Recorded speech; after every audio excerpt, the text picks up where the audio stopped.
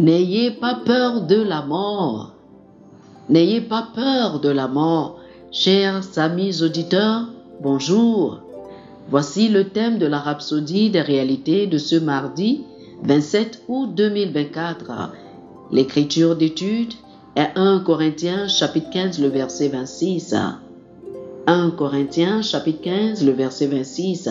La Bible dit: le dernier ennemi qui sera détruit est la mort.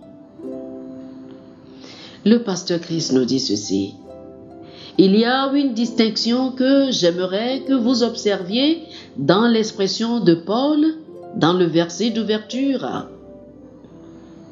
C'est le fait qu'il n'a pas dit le dernier ennemi qui sera vaincu est la mort. Il a plutôt utilisé le mot détruit.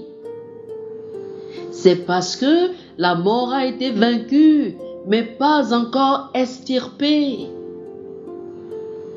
Puisque c'est le cas, pourquoi alors beaucoup ont-ils encore peur de la mort?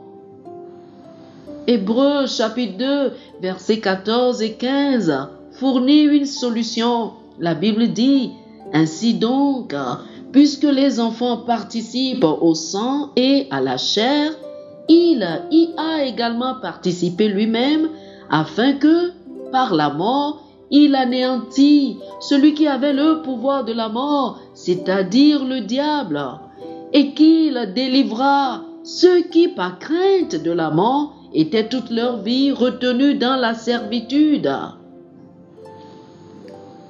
Le Seigneur Jésus, par sa mort, par substitution, a rendu le diable, qui avait autrefois le pouvoir de la mort, il a rendu impuissant, abolissant ainsi son autorité et sa capacité de tuer.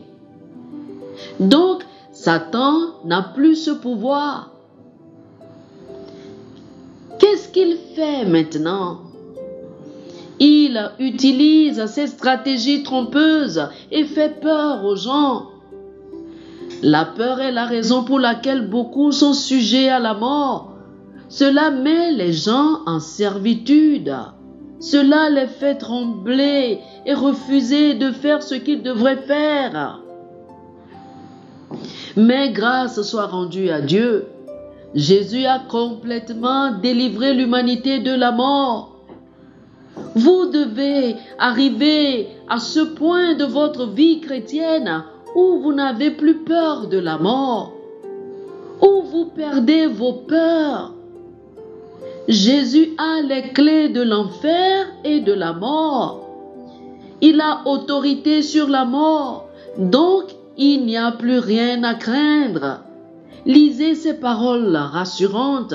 Il a dit: je suis le premier et le dernier et le vivant. J'étais mort et voici je suis vivant au siècle des siècles. Je tiens les clés de la mort et du séjour des morts. Apocalypse chapitre 1, le verset 18. Dans Jean chapitre 5, le verset 24, il a dit: en vérité, je vous le dis, celui qui écoute mes paroles et qui croit à celui qui m'a envoyé a la vie éternelle et ne vient pas en jugement, mais il est passé de la mort à la vie. Vous êtes passé de la mort à la vie. Vous êtes dans l'arène de la vie. Ce n'est pas une promesse. La mort physique est la conséquence de la mort spirituelle. S'il n'y a pas de mort spirituelle en vous, il ne devrait pas y avoir de mort physique en vous. Jean a réitéré les mêmes paroles dans son épître lorsqu'il a dit dans 1 Jean chapitre 3, le verset 14, « Ne savez-vous pas que nous sommes passés de la mort à la vie? Nous savons, c'est ce qu'il a dit, nous savons que nous sommes passés de la mort à la vie. » Oh, alléluia! Rappelez-vous toujours que le diable n'a rien en vous, ni mort, ni maladie, ni faiblesse, ni affaiblissement, tout comme Jésus l'a dit dans Jean chapitre 14, le verset 30. Je ne parlerai plus guère avec vous, car le prince du monde vient et il n'a rien en moi. Oh, gloire à Dieu. Alléluia. Alléluia. Alléluia. Chers frères et sœurs, faites cette confession avec moi. Dites ceci. Béni soit Dieu pour la victoire sur la mort que nous avons en Christ. La vie que je vis maintenant dans la chair, je la vis par la foi de Jésus-Christ mon Seigneur, qui m'a aimé et qui s'est donné pour moi. Je vis sans peur, sachant que je suis passé de la mort à la vie. La vie divine en moi me rend surnaturel et imprenable à la maladie, à l'échec, à la mort et au diable. Alléluia, alléluia. Pour plus d'études sur ce sujet, je vous invite à lire Romains chapitre 8, du verset 35 au verset 39, Hébreux chapitre 2, les versets 14 et 15, et Jean chapitre 5, le verset 24. Romains chapitre 8, du verset 35 au verset 39, Hébreux chapitre 2, les versets 14 et 15, et Jean chapitre 5, le verset 24. Que le Seigneur vous bénisse. Amen. Amen. Chers amis auditeurs, nous espérons que vous avez été bénis par ce dévotionnel. Nous vous invitons à faire de Jésus-Christ le Seigneur de votre vie.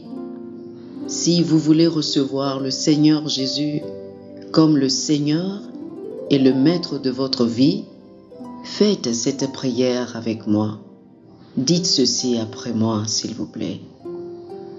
Ô Seigneur Dieu, je crois de tout mon cœur en Jésus-Christ, Fils du Dieu vivant. Je crois qu'il est mort pour moi et Dieu l'a ressuscité des morts. Je crois qu'il est vivant aujourd'hui. Je confesse de ma bouche que Jésus-Christ est le Seigneur de ma vie à partir d'aujourd'hui. Par lui et en son nom, j'ai la vie éternelle. Je suis né de nouveau. Merci Seigneur d'avoir sauvé mon âme. Je suis désormais un enfant de Dieu. Alléluia. Félicitations, vous êtes désormais un enfant de Dieu. Pour recevoir plus d'informations sur comment vous pouvez grandir en tant que chrétien et pour avoir une copie physique et une copie électronique de la Rhapsodie des réalités, appelez-nous sur le plus 228 91 74 69 79 plus 228 91 74 69 79. Que le Seigneur vous bénisse abondamment. Amen.